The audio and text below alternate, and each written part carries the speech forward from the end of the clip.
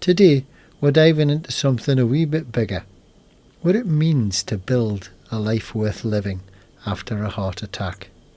Not just surviving, but actually living again. And here's the truth. For many men, this is one of the hardest parts of the whole journey.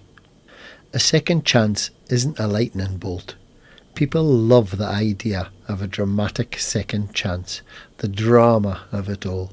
A huge moment, a sudden awakening, a man rising from the ashes like a Hollywood hero. Ah well, it doesn't work like that.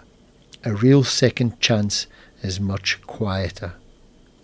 It's slower, it's more personal. It's not about becoming a new person, it's about becoming a more honest version of who you already were. For me, a second chance started with small questions. What do I actually want? What matters now? What can I let go of? Those questions changed my life. The life you had before the heart attack isn't the life you go back to. A lot of men try to jump straight back into their old routines. Right, let's just get back to normal. But normal doesn't exist anymore, not in the same way. Your priorities shift, your energy changes, your identity takes a knock. Your pace slows down, and whether you like it or not, you start seeing life differently. And that's not failure, that's not weakness, that's not you being less of a man. That's you adapting to the truth of your life now. And believe me, that honesty takes courage. The pressure to make it count. Here's something no one talks about. A second chance can feel like pressure. People say things like, you need to make the most of it. Hey, you've been given a new lease of life. You know, you must be so grateful.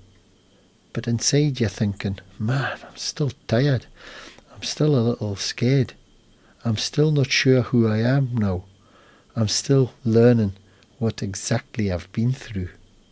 A second chance doesn't mean you suddenly owe the world a masterpiece. It simply means you've got time. Time to rebuild at your own pace. Building a life worth living starts small. You don't rebuild your life in one big moment. You rebuild it in wee choices every day. Simple choices. Saying yes to a walk. Saying no when you're done. Being honest with someone you trust. Allowing yourself to rest when you feel you really need to. Letting joy in when it appears.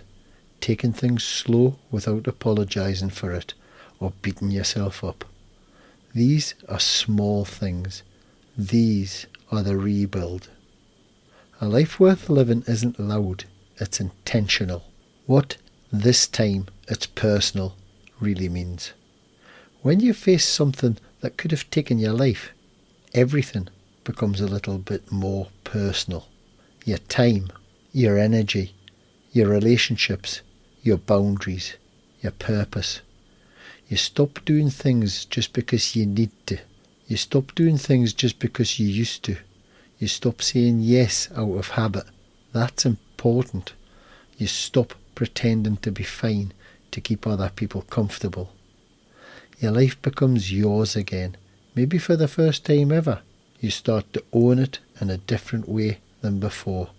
For me, it wasn't about achieving more.